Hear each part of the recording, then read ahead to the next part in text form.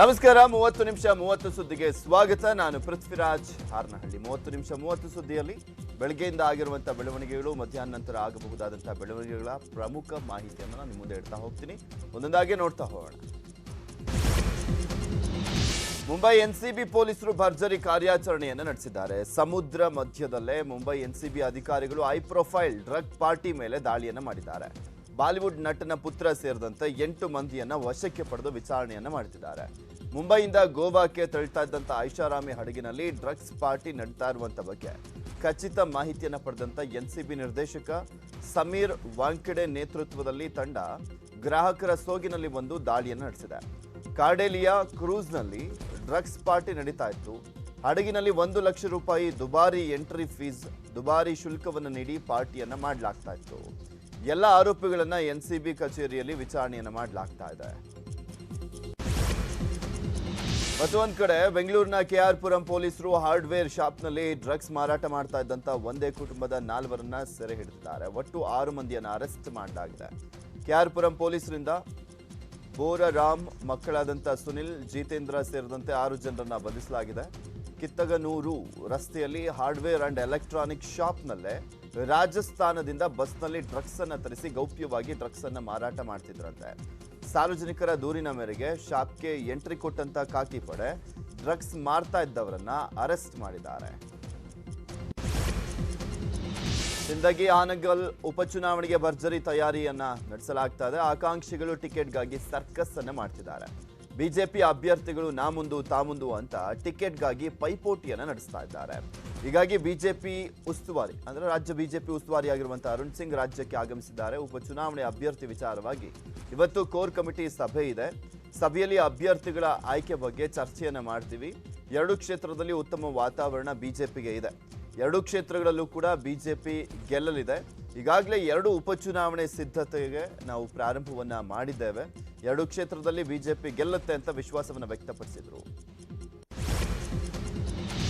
ಆನಗಲ್ ಸಿಂದಗಿ ಉಪಚುನಾವಣೆಯಲ್ಲಿ 2 ಕ್ಷೇತ್ರಗಳಲ್ಲಿ ಗೆದ್ದೇ ಗೆಲ್ತೇವೆ ಅಂತ ಸಿಎಂ ಬೊಮ್ಮಾಯಿ ಕೂಡ ವಿಶ್ವಾಸದ ಮಾತುಗಳನ್ನಾಡಿದ್ದಾರೆ.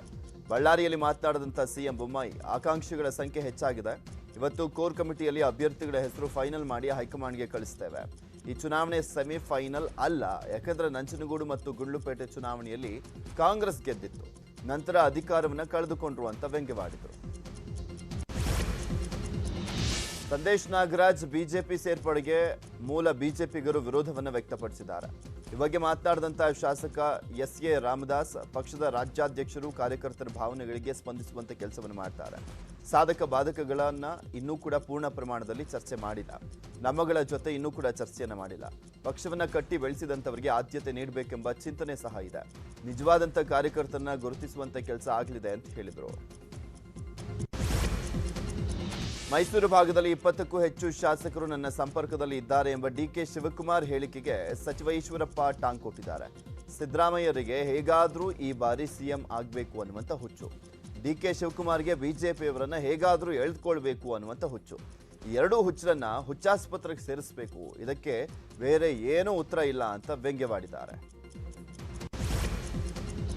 ಪಕ್ಷ ವಿರೋಧಿ ಶಾಸಕರಿಗೆ ಮಾಜಿ ಸಿಎಂ ಎಚ್.ಡಿ. ಕುಮಾರಸ್ವಾಮಿ ಟಾಂಗ್ ಕೊಟ್ಟಿದ್ದಾರೆ. ನೇರವಾಗಿ ಚಾಟಿಯನ್ನು ಕೂಡ ಬೀಸಿದ್ದಾರೆ. ರಾಮನಗರದ ಬಿಡದಿಯ ತೋಟದ ಮನೆಯಲ್ಲಿ ಮಾತನಾಡಿದಂಥ ಎಚ್.ಡಿ.ಕೆ ನಮ್ಮ ಪಕ್ಷದ ಶಕ್ತಿ ಬಳಕೆ ಮಾಡಿಕೊಂಡು ನಮ್ಮ ಕಾರ್ಯಕರ್ತರನ್ನ ನಡು ನೀರಿನಲ್ಲಿ ಕೆಲವರು ಬಿಟ್ಟು ಹೋದ್ರು.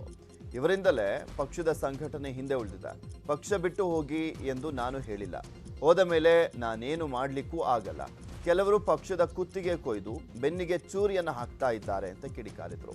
ಅಲ್ಲದೆ ಪಕ್ಷದ ಬಾಗಿಲು ತೆಗೆದಿದೆ, ಯಾವಾಗ ಬೇಕಾದರೂ ಬನ್ನಿ, ಚರ್ಚೆಗೆ ಅವಕಾಶ ಇದೆ ಅಂತ ಆಹ್ವಾನವನ್ನು ಕೂಡ ಕೊಟ್ಟರು. ನಾನು ಯಾರನ್ನೂ ಹೋಗಿ ಅಂತ ಯಾರಿಗೂ ಹೇಳಿಲ್ಲ. ಆದರೆ ಇತ್ತೀಚೆಗೆ ಯಾರ್ಯಾರು ಏನೇನು ಮಾಡ್ತಾ ಇದ್ದಾರೆ ಅಂತಕ್ಕಂಥದ್ದು ಮಾಹಿತಿಗಳಿದೆ. ಆ ಮಾಹಿತಿಗಳೇನಿದೆ ಈಗಾಗಲೇ ಹಲವಾರು ಬಾರಿ ಪಕ್ಷದ ನಮ್ಮ ಹಿತೈಷಿಗಳು, ಸ್ನೇಹಿತರುಗಳು ಅಂಥವ್ರ ಜೊತೆ ಚರ್ಚೆಗಳನ್ನು ಮಾಡಿದ್ದಾರೆ. ದೇವೇಗೌಡರು ಚರ್ಚೆ ಮಾಡಿದ್ದಾರೆ. ಅದಾದ ನಂತರವೂ ಪಕ್ಷಕ್ಕೆ ಕುತ್ತಿಗೆ ಕುಯ್ತಕ್ಕಂಥ, ಬೆನ್ನಿಗೆ ಚೂರಿ ಹಾಕ್ತಕ್ಕಂಥ ಕೆಲಸ ಏನು ನಡೀತಾ ಇದೆ ಕೆಲವರಲ್ಲಿ. ಎಲ್ಲರಲ್ಲೂ ನಾನು ಹೇಳಲ್ಲ, ಎಲ್ರಿಗೂ ದೋಷ ಕೊಡಲ್ಲ. ಈಗಾಗಲೇ ಮಾಧ್ಯಮಗಳಲ್ಲಿ ಫೋಟೋಗಳು ಹಾಕೊಂಡಿದ್ದೀರಿ, ಅವ್ರ ಹೆಸರುಗಳನ್ನು ಹಾಕೊಂಬಿಟ್ಟಿದ್ದೀರಿ. ಅದರಿಂದ ಅಂಥ ಕ್ಷೇತ್ರಗಳಲ್ಲಿ ನಾನು ಆಲ್ಟರ್ನೇಟ್ ಅರೇಂಜ್ಮೆಂಟ್ ಮಾಡಲೇಬೇಕಲ್ಲ ಪಕ್ಷ ಉಳಿಸ್ಕೊಳ್ಳಲಿಕ್ಕೆ, ಕಾರ್ಯಕರ್ತನ ಇವತ್ತು ಅವರಿಗೆ ಶಕ್ತಿ ತುಂಬಲಿಕ್ಕೆ. ಆ ಕೆಲಸ ನಾನು ಮಾಡ್ತೀನಿ. ಬಿಜೆಪಿಯಿಂದ ಶೀಘ್ರವೇ 40 ಜನ ಶಾಸಕರು ಕಾಂಗ್ರೆಸ್ಗೆ ಸೇರ್ತಾರೆ ಅಂತ ಮಾಜಿ ಶಾಸಕ ರಾಜು ಕಾಗೆ ಹೊಸ ಬಾಂಬನ್ನು ಸಿಡಿಸಿದ್ದಾರೆ.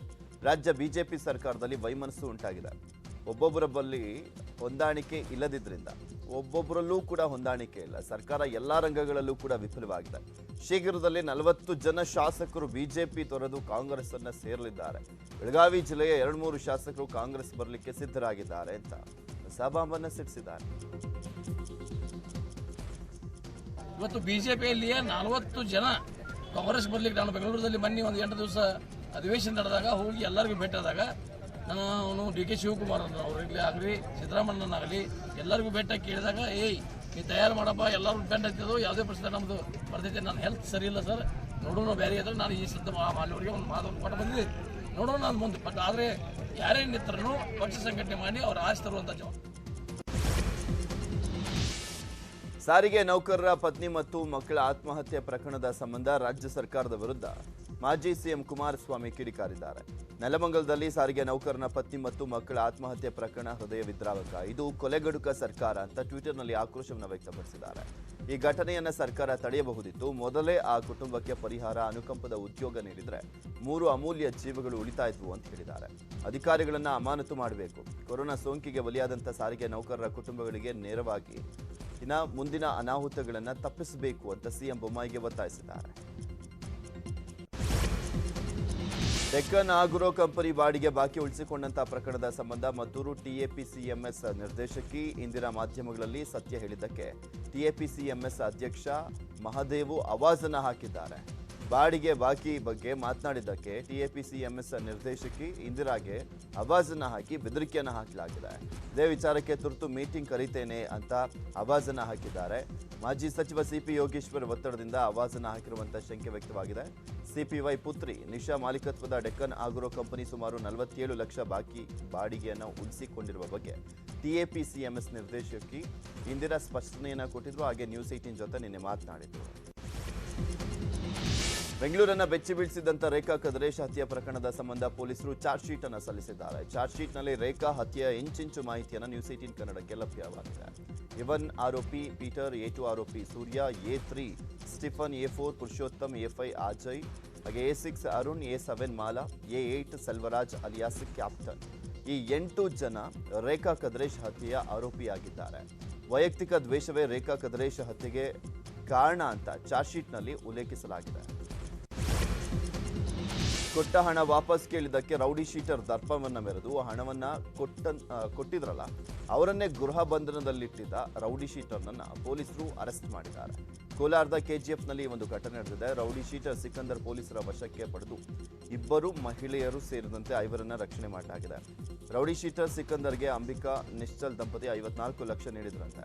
ಹಣ ಕೇಳಲಿಕ್ಕೆ ಮನೆಗೆ ಬಂದವರನ್ನೇ ಕೂಡಿ ಹಾಕಿದ್ನಂತೆ. ಈ ಬಗ್ಗೆ ಒತ್ತೆಯಾಳುಗಳ ಸಂಬಂಧಿ ದೂರನ್ನ ನೀಡಿದ್ರು.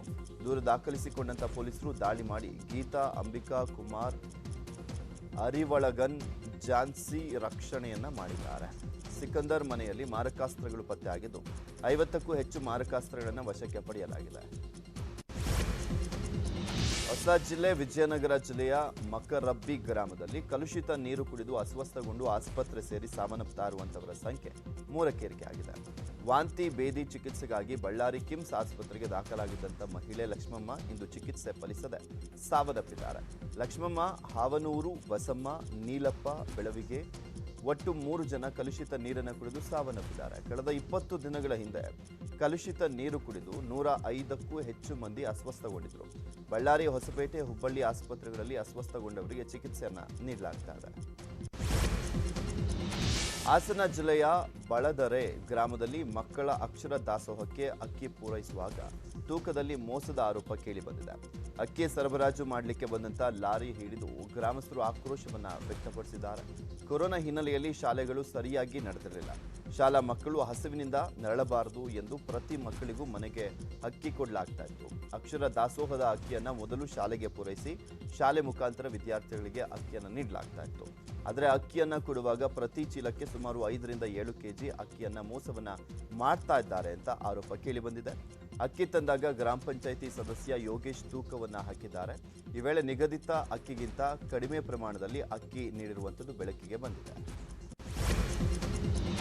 2.5 ತಿಂಗಳ ಹಿಂದೆ ಹೂತಿತ್ತಂತ ಶವವನ್ನು ಹೊರತೆಗೆದು ಮತ್ತೊಮ್ಮೆ ಮರಣೋತ್ತರ ಪರೀಕ್ಷೆಗೆ ಒಳಪಡಿಸಿದಂಥ ಘಟನೆ ವಿಜಯಪುರ ಜಿಲ್ಲೆಯ ಮಣೂರ ಗ್ರಾಮದಲ್ಲಿ ನಡೆದಿದೆ. ಮಣೂರು ಗ್ರಾಮದ ರಾಜಶೇಖರ್ಗೆ ತಿಕೋಟ ತಾಲೂಕಿನ ಹುನವಾಡ ಗ್ರಾಮದ ಪ್ರತಿಭಾ ಎಂಬಾಕೆಯ ಜೊತೆ ಕಳೆದ ಮೇ 1ರಂದು ಮದುವೆಯನ್ನು ಮಾಡಿಕೊಡಲಾಗಿತ್ತು. ರಾಜಶೇಖರ್ ಪ್ರತಿಭಾ ಸಂಸಾರ ಹದಗೆಟ್ಟು ಆಗಸ್ಟ್ 17ರಂದು ರಾಜಶೇಖರ್ ಹೃದಯಾಘಾತದಿಂದ ಸಾವಿಗೀಡಾಗಿದ್ದಾರೆ ಅಂತ ಪತ್ನಿ ಪ್ರತಿಭಾ ಹೇಳಿದರು. ಇದನ್ನು ನಂಬಿದ್ದಂಥ ರಾಜಶೇಖರ್ ಕುಟುಂಬಸ್ಥರು ಸ್ವಗ್ರಾಮ ಮಣೂರಿನಲ್ಲಿ ಮಣ್ಣನ್ನ ಮಾಡಿದ್ರು. ಮಗನ ಸಾವು ಸಹಜ ಸಾವಲ್ಲ, ಕೊಲೆ ಎಂದು ಸಂಶಯಪಟ್ಟು ದೇವರ ಹಿಪ್ಪರಗಿ ಠಾಣೆಯಲ್ಲಿ ದೂರನ್ನು ದಾಖಲಿಸಿದ್ರು. ಇಂದು ರಾಜಶೇಖರ್ ಶವವನ್ನು ಹೊರತೆಗೆದು ಮರಣೋತ್ತರ ಪರೀಕ್ಷೆಯನ್ನು ನಡೆಸಲಾಗ್ತಾ ಇದೆ.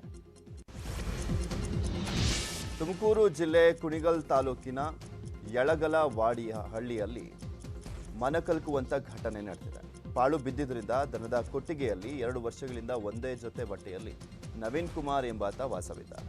ಸೂರ್ಯನ ಬೆಳಕನ್ನೇ ನೋಡಿದಂಥ ಮಗ ನವೀನ್ ಕುಮಾರ್ ಶೋಚನೀಯ ಸ್ಥಿತಿಯನ್ನು ಕಂಡು ಹೆತ್ತ ತಾಯಿ ಕಂಗಾಲಾಗಿದ್ದಾರೆ. ಇರೋಕೆ ಒಂದು ಸೂರು ಇಲ್ಲದೆ ಪಾಳು ಬಿದ್ದಿರುವಂಥ ದನದ ಕೊಟ್ಟಿಗೆಯಲ್ಲಿ ನವೀನ್ ಕುಮಾರ್ ಕಾಲವನ್ನ ಕಳೀತಾ ಇದ್ದಾನೆ. ಊರಿನವರ ಮುಂದೆ ದಾಯಾದಿಗಳು ಹುಚ್ಚ ಎಂದು ಬಿಂಬಿಸಿದ್ದಾರಂತೆ.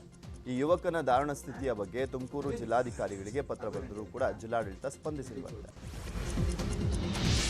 ಸಿಂಧನೂರು ಶಾಸಕ ವೆಂಕಟರಾವ್ ನಾಡಗೌಡ ದಿಢೀರಂತ ಸಿಂಧನೂರು ಸರ್ಕಾರಿ ಆಸ್ಪತ್ರೆಗೆ ಭೇಟಿ ನೀಡಿದ್ರು. ವೈದ್ಯರಿಲ್ಲದೆ ರೋಗಿಗಳು ಪರದಾಡ್ತಿರುವುದನ್ನು ಕಣ್ಣಾರೆ ಕಂಡಂತ ಶಾಸಕ ಆಸ್ಪತ್ರೆ ಅವ್ಯವಸ್ಥೆ ಕಂಡು ಕೆಂಡಾಮಂಡಲರಾದರು. ಬಿಲ್ಡಪ್ಗಾಗಿ ಪೊಲೀಸರಿಗೆ ಆವಾಜನ್ನು ಹಾಕಿದ್ದಂತ ಮಂಜ ಅಲಿಯಾಸ್ ಮೆಂಟಲ್ ಮಂಜನನ್ನ ಪೊಲೀಸರು ವಶಕ್ಕೆ ಪಡೆದಿದ್ದಾರೆ. ಯುವಕನ ಆಯುಷ್ಯ ಗಟ್ಟಿ ಇದೆ ಅಂತ ಕಾಣಿಸುತ್ತೆ. 140 ಅಡಿ ಕಂದಕಕ್ಕೆ ಉರುಳಿ ಬಿದ್ದರೂ ಕೂಡ ಬದುಕಿ ಬಂದಿದ್ದಾನೆ ಬೆಳಗಾವಿಯ ಯುವಕ. ಅವ್ಯವಸ್ಥೆಯ ಆಗರವಾಗಿದ್ದಂಥ ಗದಗ ಜಿಮ್ಸ್ ಆಸ್ಪತ್ರೆ ಆಡಳಿತ ಮಂಡಳಿ ಕೊನೆಗೂ ಎಚ್ಚೆತ್ತುಕೊಂಡಿದೆ.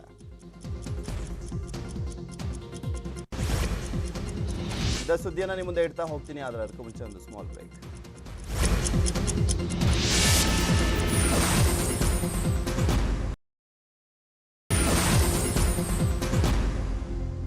Welcome back. ಉಳಿದ ಸುದ್ದಿಗಳನ್ನು ಒಂದೊಂದಾಗಿ ನೋಡ್ತಾ ಹೋಗೋಣ. ಬೆಂಗಳೂರು ಉತ್ತರ ತಾಲೂಕಿನ ಸೋಲದೇವನಹಳ್ಳಿಯಲ್ಲಿ ಕಳ್ಳತನ ಯತ್ನ ವಿಫಲವಾಗಿದೆ. ಆಚಾರ್ಯ ಕಾಲೇಜು ಬಳಿ ಪಂಜಾಬ್ ನ್ಯಾಷನಲ್ ಬ್ಯಾಂಕ್ನಲ್ಲಿ ಸೆಕ್ಯೂರಿಟಿ ಇಲ್ಲದಿರುವಂತ ವೇಳೆ ಕದಿಮರು ಎಂಟ್ರಿ ಕೊಟ್ಟು ಎಟಿಎಂ ಅನ್ನು ಜಖಂ ಮಾಡಿದ್ದಾರೆ.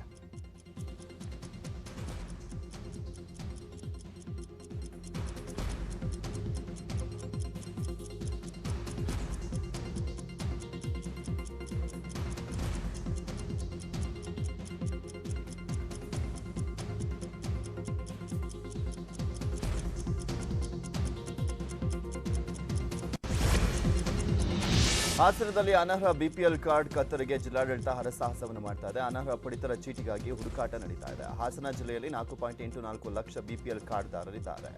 ಆದರೆ ಆಹಾರ ಇಲಾಖೆ ಸಮೀಕ್ಷೆಯಲ್ಲಿ ಕೇವಲ 4.28 ಕಾರ್ಡ್ದಾರರಿದ್ದಾರೆ.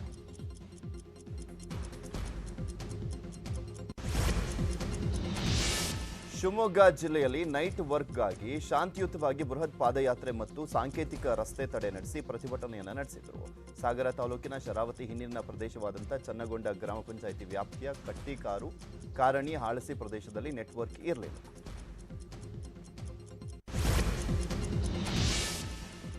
ಪರಿಹಾರಕ್ಕೆ ಸಂತ್ರಸ್ತರು ಆಗ್ರಹಿಸ್ತಾ ಇರುವಂಥದ್ದು. ಯಾಕಂದರೆ ಸಾಕಷ್ಟು ಧಾರಾಕಾರವಾಗಿ ಮಳೆ ಸುರಿದಂಥ ಹಿನ್ನೆಲೆಯಲ್ಲಿ ಅಲ್ಲಿ ಪರಿಹಾರ ಕೊಟ್ಟಿರಲಿಲ್ಲ. ಹೀಗಾಗಿ ಯಾದಗಿರಿ ಜಿಲ್ಲೆಯಲ್ಲಿ ಧಾರಾಕಾರ ಮಳೆ ಅವಾಂತರ ಸೃಷ್ಟಿಯನ್ನು ಮಾಡಿತ್ತು. ಶಹಾಪುರ ತಾಲೂಕಿನ ಮನಮುಟಗಿ ಗ್ರಾಮದಲ್ಲಿ ಮಳೆ ಅವಾಂತರಕ್ಕೆ 10ಕ್ಕೂ ಹೆಚ್ಚು ಮನೆಗಳಿಗೆ ಮಳೆ ನೀರು ನುಗ್ಗಿತ್ತು. ಹೀಗಾಗಿ ಪರಿಹಾರವನ್ನು ಕೊಡಬೇಕು ಅಂತ ಆಗ್ರಹಿಸಿದ್ದಾರೆ.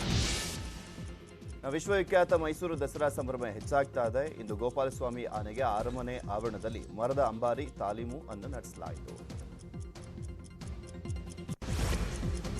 ಸುದ್ದಿಯನ್ನು ನೋಡೋಣ, ಆದರೆ ಅದಕ್ಕೂ ಮುಂಚೆ ಒಂದು ಸ್ಮಾಲ್ ಬ್ರೇಕ್.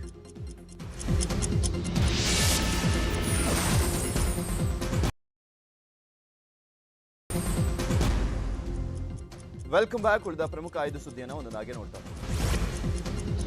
ನಿರೀಕ್ಷೆಯಂತೆ ಪಶ್ಚಿಮ ಬಂಗಾಳ ಮಮತಾ ಕುರ್ಚಿ ಭದ್ರವಾಗಿದೆ. ಭವಾನಿಪುರ ಉಪಚುನಾವಣೆಯಲ್ಲಿ ದೀದಿ ಅಭೂತಪೂರ್ವವಾದಂತಹ ಗೆಲುವನ್ನು ಸಾಧಿಸಿದ್ದಾರೆ. ಹಾಸನ ಜಿಲ್ಲೆಯ ಅರಸೀಕೆರೆ ಪಟ್ಟಣದ ಜೆಸಿ ಆಸ್ಪತ್ರೆ ಆವರಣದಲ್ಲಿ ಗಲಾಟೆ ನಡೆದಿದೆ. ಆಕ್ಸಿಜನ್ ಘಟಕ ಉದ್ಘಾಟನೆ ವೇಳೆ ಬಿಜೆಪಿ ಮತ್ತು ಜೆಡಿಎಸ್ ಕಾರ್ಯಕರ್ತರ ನಡುವೆ ಮಾತಿನ ಚಕಮಕಿ ನಡೆದಿದೆ. ನಗರಸಭೆ ಸದಸ್ಯರನ್ನ ಕಡೆಗಣಿಸಲಾಗಿದೆ ಅಂತ ಆಕ್ರೋಶವನ್ನು ವ್ಯಕ್ತಪಡಿಸಿ ಶಾಸಕ ಶಿವಲಿಂಗೇಗೌಡ ವಿರುದ್ಧ ಬಿಜೆಪಿ ಕಾರ್ಯಕರ್ತರು ಅಸಮಾಧಾನವನ್ನು ಹೊರಹಾಕಿದರು. ಈ ವೇಳೆ ಬಿಜೆಪಿ ಮತ್ತು ಜೆಡಿಎಸ್ ಕಾರ್ಯಕರ್ತರ ಮಧ್ಯೆ ಜಟಾಪಟಿ ನಡೆದಿದೆ. ರಾಮನಗರ ಜಿಲ್ಲೆಯಲ್ಲಿ 5ನೇ ದಿನದ ಜೆಡಿಎಸ್ ಕಾರ್ಯಾಗಾರಕ್ಕೆ ಚಾಲನೆಯನ್ನು ನೀಡಲಾಯಿತು. ಮಾಜಿ ಪ್ರಧಾನಿ ಎಚ್.ಡಿ. ದೇವೇಗೌಡರು, ಮಾಜಿ ಸಿಎಂ ಎಚ್.ಡಿ. ಕುಮಾರಸ್ವಾಮಿ ಚಾಲನೆಯನ್ನು ನೀಡಿದರು. ರಾಜ್ಯದ ಪ್ರಮುಖ ಮುಸ್ಲಿಂ ಮುಖಂಡರು ಕಾರ್ಯಾಗಾರದಲ್ಲಿ ಭಾಗಿಯಾಗಿದ್ದರು. ಹಾಸನದಲ್ಲಿ ಅನರ್ಹ ಬಿಪಿಎಲ್ ಕಾರ್ಡ್ ಕತರಿಗೆ ಜಿಲ್ಲಾಡಳಿತ ಹರಸಾಹಸ ಮಾಡ್ತಾ ಇದೆ. ಅನರ್ಹ ಪಡಿತರ ಚೀಟಿಗಾಗಿ ಹುಡುಕಾಟ ನಡೀತಾ ಇದೆ. ಹಾಸನ ಜಿಲ್ಲೆಯಲ್ಲಿ 4.84 ಲಕ್ಷ ಬಿಪಿಎಲ್ ಕಾರ್ಡ್ದಾರರಿದ್ದಾರೆ. ಆದರೆ ಆಹಾರ ಇಲಾಖೆ ಸಮೀಕ್ಷೆಯಲ್ಲಿ ಕೇವಲ 4.28 ಕಾರ್ಡ್ದಾರರಿದ್ದಾರೆ. ಶಿವಮೊಗ್ಗ ಜಿಲ್ಲೆಯಲ್ಲಿ ನೆಟ್ವರ್ಕ್ ಆಗಿ ಶಾಂತಿಯುತವಾಗಿ ಬೃಹತ್ ಪಾದಯಾತ್ರೆ ಮತ್ತು ಸಾಂಕೇತಿಕ ರಸ್ತೆ ತಡೆಯನ್ನು ನಡೆಸಿ ಪ್ರತಿಭಟನೆಯನ್ನು ನಡೆಸಿದ್ದು. ಸಾಗರ ತಾಲೂಕಿನ ಶರಾವತಿ ಹಿನ್ನೀರಿನ ಪ್ರದೇಶವಾದಂಥ ಚನ್ನಗೊಂಡ ಗ್ರಾಮ ಪಂಚಾಯಿತಿ ವ್ಯಾಪ್ತಿಯ ಕಟ್ಟಿಕಾರು, ಕಾರಣಿ, ಹಾಳಸಿ ಪ್ರದೇಶದಲ್ಲಿ ನೆಟ್ವರ್ಕ್ ಸಮಸ್ಯೆ ಇತ್ತು. ಸೊ ಹೀಗಾಗಿ ಆಕ್ರೋಶವನ್ನು ವ್ಯಕ್ತಪಡಿಸಿದ್ರು ಜನ. ವಿಷ್ಣು, ಈ ಕ್ಷಣದವರೆಗಿನ 30 ನಿಮಿಷ 30 ಸುದ್ದಿ. ನಾನು ಪೃಥ್ವಿರಾಜ್ ಹಳ್ಳಿ. ನೋಡ್ತಾರೆ ನ್ಯೂಸ್ 18 ಕನ್ನಡ. ಜಾಲ ನಮ್ಮದು, ಬಲ ನಿಮ್ಮದು.